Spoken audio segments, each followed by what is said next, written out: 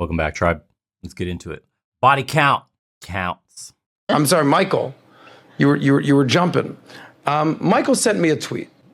This is pretty important, and I'm going to let Michael take the stage here. Let's pull the tweet up. And it basically has to do with higher body counts in married women and linked to their higher probability. Can we ask the question before we show the Michael, answer? I'm going to allow you. You know what? As CEO of this show, I'm going to give you Chief Operating Officer alignment. Go ahead, Michael. The floor is yours. Ladies, put a red, a green if you think it does matter, a red if you think it doesn't matter. Does body count matter? Does a woman's body count matter before she gets married to a man? Does it have any direct correlation to happiness in the relationship? Put a red if you think it does. Red if you think it doesn't, and green if you think it does. Michael, you have to remind him to put it up high. Put it up high so we can all see it. Got it. Okay, cool. So cool. we've got about 50-50 situation. We have it doesn't count. So yes, ready? yes, no, no. All right, okay. so for those of you who said yes, can you keep your red ones up? The green ones, you guys can put it down. If I were to do a study and I were to look at women who cheat in a relationship and women who don't cheat in a relationship, and I was looking at previous sexual partners, would I find more sexual partners in women who did cheat in a relationship or women who didn't cheat in a relationship? What do you guys think? Who did? You three. You four. Would I find more sexual partners in women who did cheat in a marriage or women who didn't? No, Previous sexual partners. I think they probably got it all out of their system. They don't need to cheat. Right. So you're saying I should find the same number of sexual partners in women who did cheat and women who didn't cheat before they got married. Is that correct? I mean, are you really going to ask them? Like, does it matter? I think that's that weird. much to if you? you're going to bring an Excel sheet to a relationship, that's weird. Maybe someone got all out of it I'm when they're not 21. asking anything. I'm asking. At 30, they're different. We do a survey with thousands of people, and when we do the survey, we ask women, you women who cheated, how many sexual partners do you have? And you women who didn't cheat, how many sexual partners do you have? When I do this survey, am I going to find out that women who have cheated, are they going to have more sexual partners before they were married or fewer? How the fuck do we know? I've never cheated. Because you can do a survey. That's how you know. I've never cheated. I don't know. I never did the survey. I think high mileage should be with high mileage. Okay, that's cool. just my opinion. So the answer that the answer that you guys have to give is that you should have the same number of sexual partners for women who did cheat and women who didn't, because you just said, by holding up the red thumbs down, that there is no correlation between a woman having more sexual partners before she's married and the likelihood of her cheating. So if we did a study please. Okay. What we should find is that we should find the same it's number all of circumstantial. I mean, it doesn't. Hold on. Well, different. I love the fact. Hold on, Michael. It's Michael's time to speak. My favorite part is it's all circumstantial, and you don't care about studies, and I haven't even pulled up the study yet. Maybe the study agrees with you. You don't know. But the answer is, but here's the thing: women who have cheated in a marriage have 230% more sexual partners before they're married than women who don't cheat in a marriage. So there is data showing a scientific correlation between high body count and a. It's crazy that we need a study for something that's common sense. Women who are sexually promiscuous would be more at risk for cheating in a marriage. Who knew, dude? Groundbreaking discoveries by science yet again. You mean somebody who has a proclivity for sex over and over and over again, especially with strangers, would engage in extramarital affairs? God, how shocking. Likelihood of a woman cheating in a relationship. Now, the data is over. The question that you've had on here before, that's a fun question to ask, we don't have to ask anymore. Does body count matter? The answer is yes. Let's show the data real quick. I would assume that they wouldn't show your work. They Punch in on had that. enough sex. Michael, would you be a professor and stand up and should point to something? So the main thing I want you to look at here is total males sexual partners ever cheat. And did you hear what that one said? She said, you would think that the people with the higher body count wouldn't cheat because they're over it. So that one self-admits to cheating. And then you can see the mentality that the woman has because I got over it. It's a feeling. So cheaters chase a feeling. What you need to understand with these high body count women is that the feeling that they chase will never go away. Even after you put a ring on, eventually life gets boring again. You get in a fight again. Some arguments happen and she looks for the feeling again. Because these people lack something deep inside that fulfills them. So they fill that black hole, the void, with cheating. Now, once you learn that this is a thing, men instinctively shy away from committing to high body count women simply for the fact that you don't know if the child's yours. That's a biological thing we have in us. But on a psychological level, if you just think about why women have high body counts, and this can go for men too, just in general, of why people engage in high risk behavior like one night stands and the like, you'll see that it is a psychological thing that they're chasing, the novelty of a new body, a form of coping from trauma, and a whole slew of other red flags, psychological issues that they're dealing with. Now, it's not a reach to make the logical leap that women with high body counts are prone to cheating more and more because of all the aforementioned issues. But from a woman's point of view, I got the feeling out, and marriage should fix this feeling because I'm ready to settle down. I'm tired of getting pumped and dumped, only to find out that another Chad may have looked my way once or twice while I was married, or have a midlife crisis because I'm getting older and men aren't looking at me anymore and I miss the attention. Whatever the stupid reasons are, the fifis always win out in the end. And you're always going to end up getting cheated on by this specific kind of female. So pay attention to what they say. They tell on themselves all the time. Cheated, no and yes, and you go right there. The mean for women who did not cheat, it was 3.87, and for women who did cheat, it was 8.93. That is 2.5. That's 2.3 times as much. If you read on the bottom, the average number of male sexual partners for married women who cheated on their husbands was 2.3 times higher than those who did not cheat. An independent test found that the difference means between the two groups was statistically significant.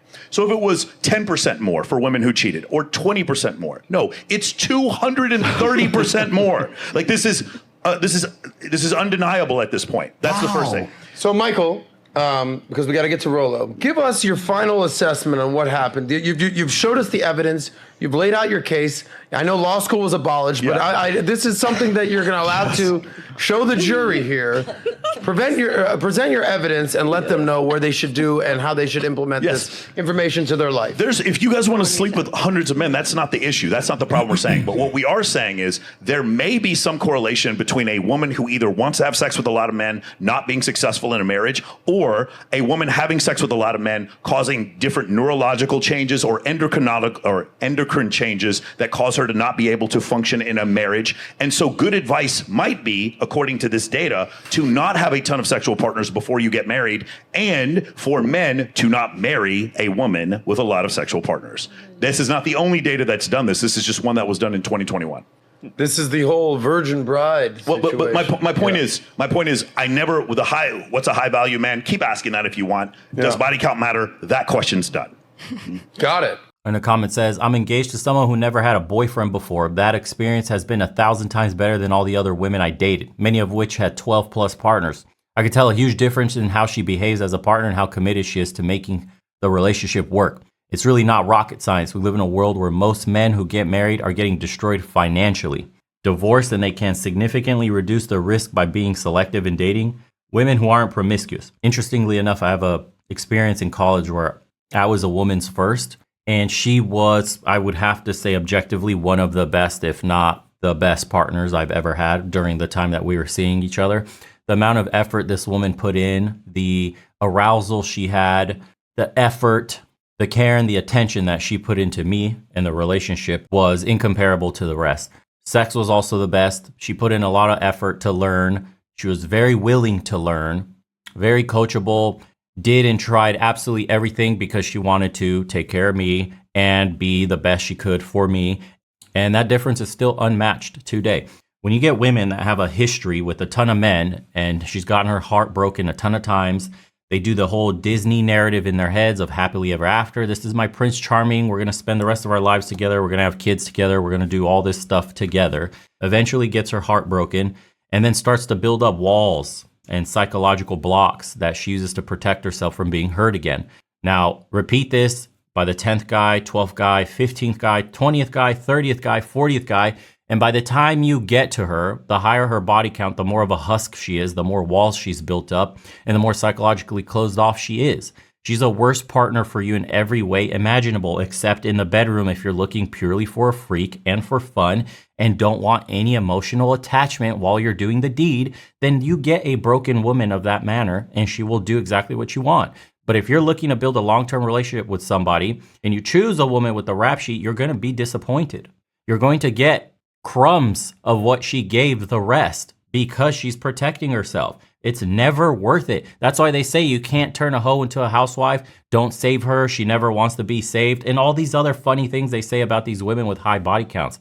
They are considered broken for relationship material, marriage in general, for a reason. Because many men before you have made the mistake of trying to change one of them, and many men after you will make the same mistake of trying to change one. Don't be the bozo that's left holding the bag, trying to repair somebody that's damaged, who has to do their own due diligence and fix themselves before I even think about getting in a relationship. But you're over there, Captain Save-A-Ho, thinking you got the magic sauce and everything's going to be fine. No, bro, it won't. You're about to get burned, and you're going to learn the hard way. Especially in the West, you get married, and she takes you for everything you have.